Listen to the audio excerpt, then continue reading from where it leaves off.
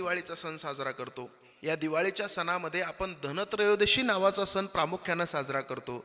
का बरं धनत्रयोदशी साजरी करतात? काही कल्पना आहे का आपल्याला? ऐका थोडं लक्षपूर्वक. आज धनत्रयोदशीची कथा तुम्हाला सांगतो. काय झालं बघा, पूर्वीच्या काळामध्ये देव आणि राक्षसांमध्ये युद्ध चालू होतं. त्या युद्धामध्ये देवतांचा नेहमी पराभव व्हायचा. देवतांनी एक दिवशी ठरवलं की आपल्याला या राक्षसांचा बंदोबस्त करावा लागेल. म्हणून देवतांनी ब्रह्मदेवाची आराधना केली. ब्रह्मदेव प्रगट झाले.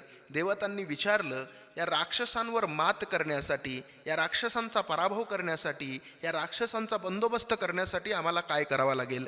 त्यावेळेस ब्रह्मदेवानं सगळ्या देवतांना सांगितलं, राक्षसांचा बंदोबस्त करायचा असेल तर तुम्हाला एकच पर्याय आहे, तुम्हाला समुद्रमंथन करावं लागेल. त्या समुद्रमंथनामधून अनेक रत्न बाहेर पडतील. त्या अनेक रत्नांमध्ये धन्वंतरी देवता प्रगट होईल, हातामध्ये अमृताचा घडा घेऊन येईल. ते अमृत जर तुम्ही प्राशन केलं तर तुम्ही अमर होताल आणि राक्षसांचा सर्वनाश होईल. ब्रह्मदेवाचं सगळ्या देवतांनी ऐकलं. राक्षसानं आणि देवतांनी मिळून समुद्रमंथन केलं. ज्यावेळेस समुद्रमंथन केलं त्यावेळेस त्याच्यातून 14 रत्न बाहेर निघाले. पहिलं रत्न लक्ष्मी माता आणि शेवटचं रत्न धन्वंतरी देवता.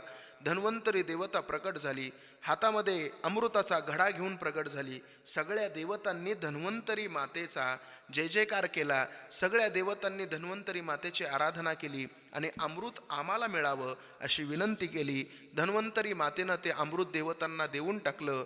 देवता अमर झाले आणि राक्षसांचा सर्वनाश झाला. तो दिवस म्हणजे त्रयोदशीचा होता आणि धन्वंतरी माता त्या दिवशी प्रगट झाल्यामुळे आपण दिवाळीच्या सणाला धनत्रयोदशी ही साजरी करतो. धन्वंतरी देवता म्हणजे आरोग्याची देवता आहे.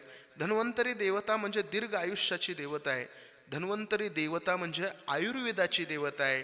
त्या देवतेची पूजा केल्याच्या नंतर आपल्याला दीर्घ आयुष्य मिळतं, निरोगी आयुष्य मिळतं. म्हणून आपण सर्वजण धन्वंतरी मातेची पूजा करतो.